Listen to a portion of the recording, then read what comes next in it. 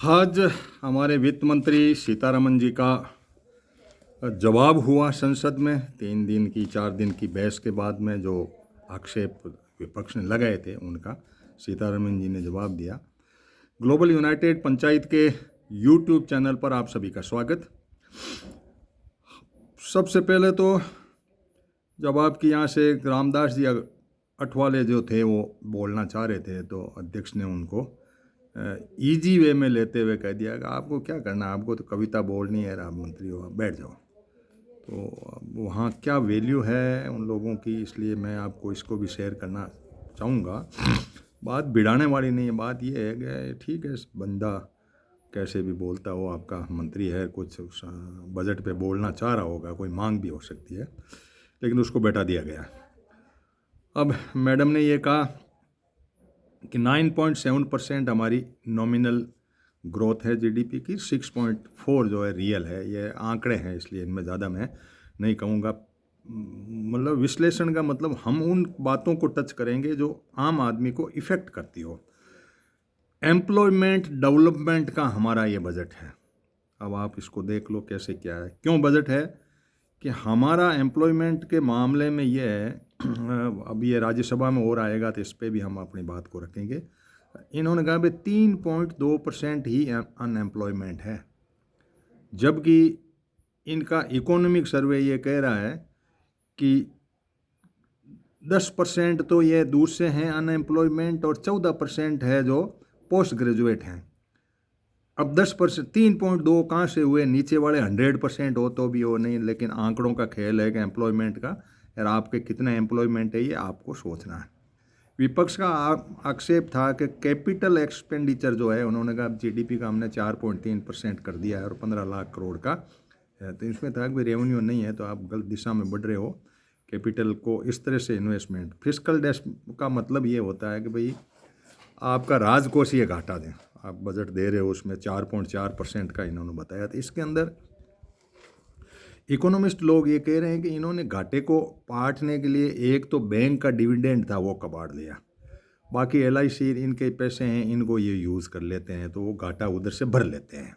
हमारे पैसे हैं उनको बता देते हैं कि भाई ठीक है इसको करके कुछ, तो पहले तो एलआईसी वाले अडानी जी वाले में लगा दिए थे, लेकिन अब फिस्कल में इन्होंने लगा दिया। अब कैपिटल एस्टेट बन रहे हैं इनके, एग्रीकल्चर पे 1.7 लाख करोड़, रूरल पे 2.67 करोड़, अर्बन के लिए 6.45, हेल्थ के लिए 2.67, डिफेंस के लिए 4.92, पेंशन वगैरह इसमें शामिल है। स्टेट को हमने 25 लाख करोड़ दे दिया है और एफसीआई हमारी 1.2 लाख करोड़ के घाटे में है। अब इन्होंने कहा कि हम कैपिटल जो है ना एक्सपेंडिचर कर रहे हैं, एस्टेट जो कैपिटल का मतलब ये होता है कि ये पुल वगैरह बनने कर रहे थे, ये जो एसेट बन रही है उसमें 50 साल के लिए लोन दे दिया राज्यों को। अब उतारते रहो, ये तो तालियां पीट लेंगे ना। 50 साल का लोन दे दिया आपको तो आप तो राज्यों को दे दिया, और खुद आपने कुछ पैसे दे दिया और कुछ राज्यों को उलझा दिया कि तुम लोन लो और ये पुल बनाओ और ये बनाओ, तो वो कैपिटल एक्सपेंडिचर में डाल दिया। अब जनता को सोचना है कि यार तुम लोन क्यों ले रहे हो, स्टेट को भी बोले। और अनएम्प्लॉयमेंट का जैसे मना बता दिया कि 6% था जिसको 3.2% है। 9.25 लाख को हमने नौकरियां दे दी है। मुद्रा स्फीति में बात करते हैं तो कह देते हैं कि यूपीए में इतना था इसलिए हमारे ठीक है कि ये यूपीए से कम है, इतना कह करके अपना पल्ला झाड़ लेते हैं कि पीएम उज्ज्वला में हमने इतने सिलेंडर दे दिए। पीएम धन धान्य योजना जो है 100 डिस्ट्रिक्ट के अंदर जहाँ पे उपज कम हो रही है उनको हम ले लेंगे। ये तो आपने बजट में मैंने काफ़ी बातें लो प्रोडक्टिव वाले हैं, काफ़ी कुछ बातें कह दी है। दूसरा इन्होंने ये कहा, अब आप भी पता करना था कि भारत नाम से चना दाल, आटा भारत नाम से, चावल भारत नाम से, मूंग दाल भारत नाम से, प्याज भारत नाम से 35 रुपये किलो के। ऐसा कहीं वो मार्केट का कोई सेटअप है मेरे तो ध्यान में नहीं है, लेकिन आपको ध्यान होना चाहिए क्योंकि हमारा शेडो कैबिनेट छाया मंत्रिमंडल बैठता है। रुपये और डॉलर के मामले में बड़ा गजब का उत्तर दिया इन्होंने कि देखो अन्य देशों के अंदर जो है ना, यूपीए के टाइम में भी एक बार क्या है 4% से मतलब परसेंटेज निकालते हैं ये सीधे कि इतने टाइम में इतना गिरा, तो चूंकि इतना गिरा तो 100 में कितना गिरा करके यूपीए का एक तो आंकड़ा दे दिया। दूसरा आंकड़ा जो है इन्होंने दे दिया कि भाई सिंगापुर कार, दूसरों कार, इन कार ये भी गिर रहा है। जबकि चिदम एक ने कहा था, इकोनॉमिस्ट ने, कि भाई वो गिरा था एक बार, ट्रंप आया रहे हुए, वापस उनका तो अप हो रहा, आप तो नित गिर रहा, 87.87 हो गया डॉलर के मुकाबले। लेकिन वो कह रहा है कि हमारा रुपया तो इस तरह है, डॉलर बढ़ रहा है तो वो गैप पड़ रहा है। तो बढ़ रहा है क्या, आप इंपोर्ट कर रहे हो तो वो तो घाटा तो है ही, लेकिन अब वो जवाब देने का जो इनका तरीका है वो अच्छा सा है कि अन्य देश की परसेंटेज के हिसाब से हमारा परसेंटेज ठीक है। किसी का 8% गिरा है जापान का, किसी का परसेंटेज। अब वो परसेंटेज कहाँ से लेते हैं, क्या है, वो उनके देश का वार्षिक है, मासिक है, एक महीने में गिरा वो परसेंटेज है, ये कौन पूछे, किसी के पास फुर्सत नहीं है। हाउस होल्ड सेविंग जिससे बचत होती है ना, उसके बारे में पूछा तो उसके भी परसेंटेज दे दी कि उस सन में इतना परसेंटेज था, तो अभी ठीक ही चल रहा है। वो 50.65 लाख करोड़ का बजट है टोटल, जिसमें कैपिटल पर 11 लाख करोड़ था और 11.21 लाख करोड़ का कैपिटल हम खर्च कर रहे हैं। और बाकी अब यहाँ जवाब एक अलग तरह से दिया होगा। इन्होंने कहा भाई ये 2.25 हमने बढ़ाया ना, पहले वाला बजट था उसके ऊपर 2-2.5 लाख करोड़ का जो बढ़ाया ना हमने, वो बढ़ाने के अंदर कहाँ खर्च करेंगे ये सुनो आप। कि यूपीए के टाइम में ये क्रूड ऑयल लाए थे या कुछ ऐसी स्कीमें थी जिसके अंदर बॉन्ड जारी किए, उन बॉन्ड के ऊपर ब्याज है यूपीए के टाइम का जो वो चुकाएंगे, कुछ सेंटर की जो स्कीम है उसके ऊपर लगाएंगे, और फिर सेंटर की स्पॉन्सर्ड है, मतलब राज्य का जैसे 50 साल वाला ब्याज उसके हिसाब से उनको चुकाएंगे। अब कहा कि साहब आपने राज्यों को क्या दिया, विपक्ष वालों ने कहा, तो हमने कह दिया कि भाई पीडीएस में हमने आपको धन दे दिया, आप जानो और आपका काम जाने। धन दे दिए से मतलब क्या है कि आप प्रिक्योर करो अनाज को और वे वो करो या पैसे दो। कुल मिला करके पीडीएस का सिस्टम अब अनाज के बजाय पैसों पे आने वाला ऐसा लगता है।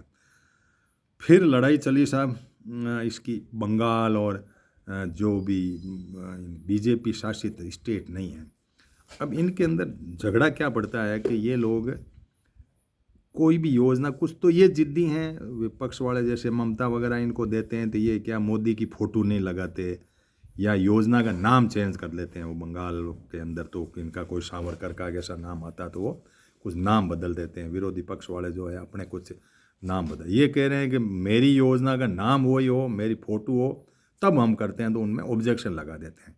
जैसे आपको 10 लाख करोड़ रुपए दिए किसी योजना के लिए, नरेगा में दिए, स्वास्थ्य के लिए, या आयुष्मान का जैसे ममता ने दिल्ली वाले ने ये नाम चेंज करके अपनी वो क्लिनिक विलिनिक खोल के उनमें कर देते हैं।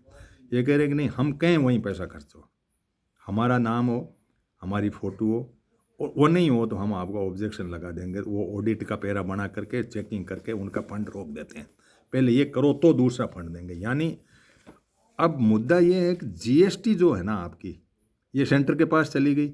अब ये बंदर बांट की तरह बांटते हैं। मैं कहूँ वहाँ पहले तो एक को देंगे ये सेंटर की जो स्पॉन्सर, किसी में 60% है, किसी में 90% है, किसी में 50% है, वो पैसे देते हैं। ये कहते हैं हमने आपको पैसे दिए, आप इसको पैसे में इसमें जोड़ो तो दें, पहले आप भेजो तो हम दें। आपने जीएसटी ले ली, वो कह रहे हैं हमारे पास तो है ही नहीं पैसे, कहाँ से दें, आपने पैसे तो उधर ले लिए सारे, तो दो हमारा फंड तो दो। तो उसके अंदर कोई न कोई फाइल में अड़ंगा फंसा देना, ऑडिट का अड़ंगा फंसा देना, तो वो बजट रुक गया। भाई आपकी तनख्वाह के अंदर भी कोई रोकना चाहे ना, तो ये होता है तरीका कि आप ऑब्जेक्शन लगा के फाइल लौटा दो वापस, कि तुम इसको सही करके लाओ तो हम आपको देंगे। अब यूटिलाइजेशन सर्टिफिकेट ही नहीं बने जब तक कि फ़ोटो नहीं हो या उनका नाम में होगा, आपने नाम बदल लिया इसलिए इस योजना में हम नहीं देते। अब ये देश की एकता का और फेडरल स्ट्रक्चर का सवाल है, कभी न कभी ये विखंडन होगा। यार तुमने पैसे ले लिए तो नाम से क्या रोना, पैसे दे दो इनके, तुम कैसे खर्च करो कैसे करो। एक तरीका तो ये कह रहे हैं कि पैसे हमारे पास आ गए जीएसटी से, लेकिन मैं जो योजना कहूँ, शौचालय करो, आयुष्मान में करो, जिसमें मेरा नाम हो, ताकि हम फिर उस बजट में हम कह सकेंगे देखो भारत सरकार ने ये किया। वो कह रहे हैं कि हमने किया। अब हमने किया और तुमने किया के चक्कर में क्या होता है कि बजट रुकता रह जाए। नरेगा का है या किसी और का है, आयुष्मान का है, और ये अपना जो पीएम पोषण है, पोषण के अंदर ही मिड डे मील है, तो उन्होंने अपने तरीके के नाम लिख दिए। जैसे तृणमूल के कोई नाम है, वो बंगाल के उधर के नाम अलग हैं। इधर का भी है, जैसे कर्नाटका में भी रोक रखा है। ये सारी परिस्थितियां हमें समझनी पड़ेगी कि आप पैसा कब्जे करके और जीएसटी का और इनको नचाओ, तो एक दिन देश के अंदर ऐसी व्यवस्था खड़ी हो सकती है कि ये फेडरल स्ट्रक्चर के तहत बड़ा बेहुदा काम हो सकता है। लोग कहेंगे यार ये क्या नाटक हुआ भाई, मेरे स्टेट से पैसे गए तो मेरा बंट दे दे, कि नहीं मैं बंट तो दूंगा लेकिन मैं जैसे कहूँ वैसे वैसे वहाँ वहाँ खर्च होगा। जैसे जे में जल जीवन मिशन है, इसमें आपने 41% ही बजट खर्च किया यार, अब क्यों नहीं दे रहे हो, कि हमारी तो योजनाएं पूरी हो गई। मुझे तो नहीं लगती, मेरे तो खुद के पानी नहीं आया हुआ। इन सारी परिस्थितियों को सोचना पड़ेगा हमें कि भारत का सबका साथ और सबके विकास में आप गोचे डाल डाल के साथ नहीं दे और दुनिया में करके नाटकबाजी करो तो एक दिन नहीं होगा। एक दिन पैसों की लड़ाई भाइयों के बीच में, दो सगे भाई होते हैं ना, उसमें जब एक भाई अलग से अपने मर्जी से खर्चा करता है या उसको नीचे वाला कहता है कि तुम वो काम करो जो मैं कह रहा हूँ, मैं नहीं लगाता या इन्वेस्टमेंट, तो वो लड़ाई होती है। अगला जो है ये फेडरल स्ट्रक्चर जो है, एकता का विखंडन राज्यों के अंदर, पंजाब वाले ने मुद्दा उठाया, बंगाल वाले ने मुद्दा उठाया, कर्नाटक ने उठाया, सब ने उठाया। अब ये चूंकि वो टीडीपी आंध्रा वाले को चुपचाप देना पड़ता है, बिहार के चुनाव है तो इसलिए बिहार के इनके वो सदस्य हैं तो उनको तो वो दे देते हैं फंड, फाइलें उनकी अटकती नहीं। बाकी को ये फिड़ा फिड़ा करके इनको तंग कर करके पैसे देते ही नहीं लगभग करके, वो कैसे चलाते हैं स्टेट और नॉर्थ। तो ये कुछ बातें हैं बजट की जिसको आम लोगों के नॉलेज में होनी चाहिए कि ये जो रास्ता जा रहा है आप पैसे लेकर के अपनी मुट्ठी में और चिड़ा चिड़ा के बांटोगे तो एक दिन देश के अंदर ये समस्या खड़ी होगी। राज्यसभा में क्या जवाब देती है, आप भी आइए संसद को सुनिए, सीतारमन को सुनिए कि आज ये हुआ है, कि वहाँ चिदम्बरम वगैरह कई ऐसे वित्त मंत्री हैं, तो क्या जवाब देना चाहेगी वो, यहाँ का जवाब अलग हो सकता है, वहाँ का फ़र्क हो। तो धन्यवाद, thank you to all of you.